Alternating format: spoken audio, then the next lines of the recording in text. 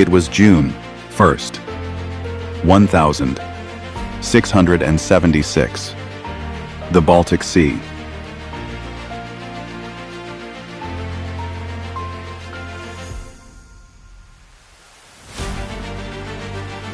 "800 men stood at their battle stations, aboard the most powerful warship Sweden had ever built.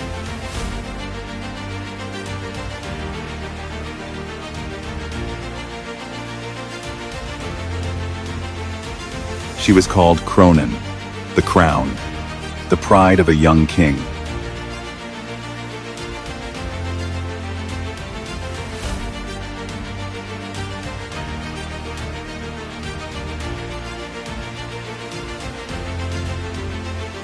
At noon, the order came to turn. The helmsman obeyed. The sails were still full.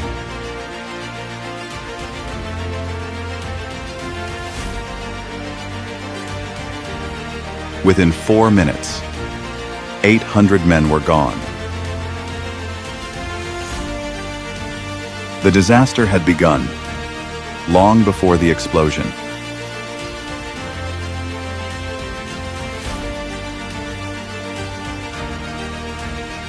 The Baltic controlled the grain trade of an entire continent.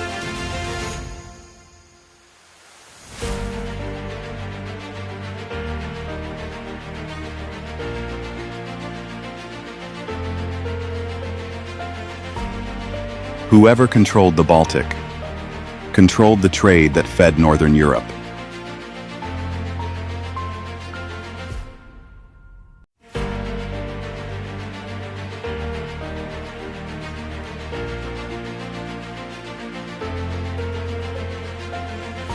Denmark knew this, and Denmark had a score to settle.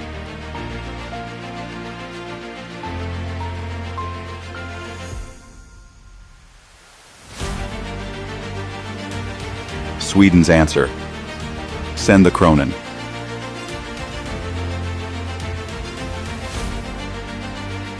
For the young King Charles XI, barely 20 years old, and still proving himself to his court, Kronan was not optional. She was the message.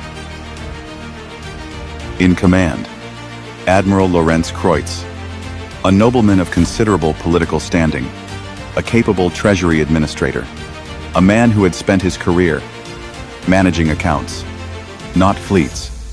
He had almost no naval combat experience.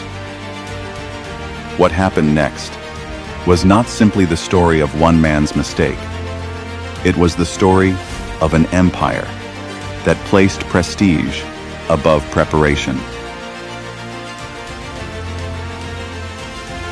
Kronan had left port without sufficient ballast. She was riding too high in the water, top-heavy, unstable. Her lower gun ports dangerously close to the surface. The master gunner, Anders Gillensback, had raised the alarm. Kreutz had heard it. The fleet sailed anyway.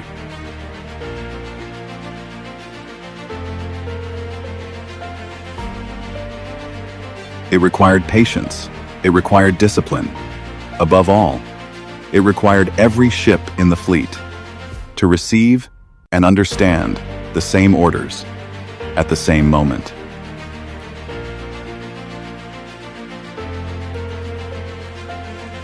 Then, through a chain of misread signals and fragmented communication, the Swedish line began to turn too early, too fast, directly into the approaching enemy.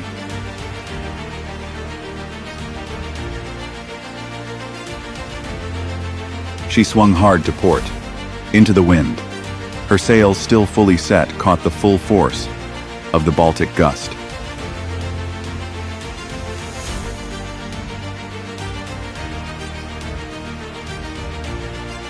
The ship leaned and kept leaning.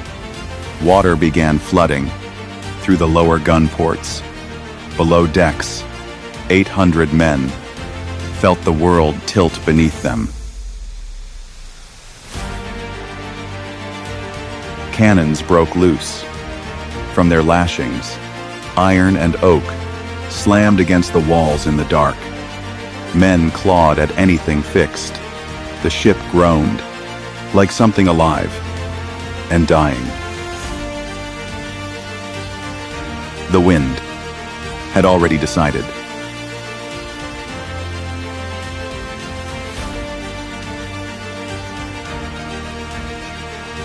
As Kronan rolled onto her side, historians believe a lantern fell near the lower decks. It reached the powder magazine.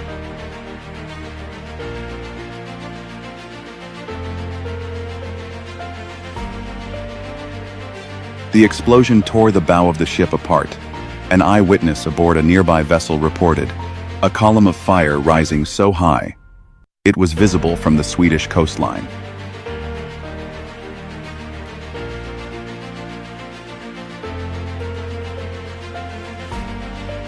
"800 men, 40 survivors, in 4 minutes.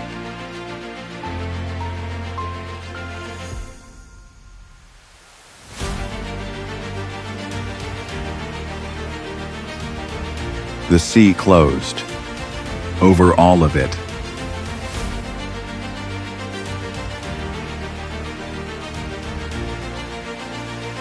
Dutch Admiral Cornelis Tromp drove his ships directly into the disorder. There was no Swedish command structure left to resist. The second flagship, Sverdet, was surrounded, bombarded for hours.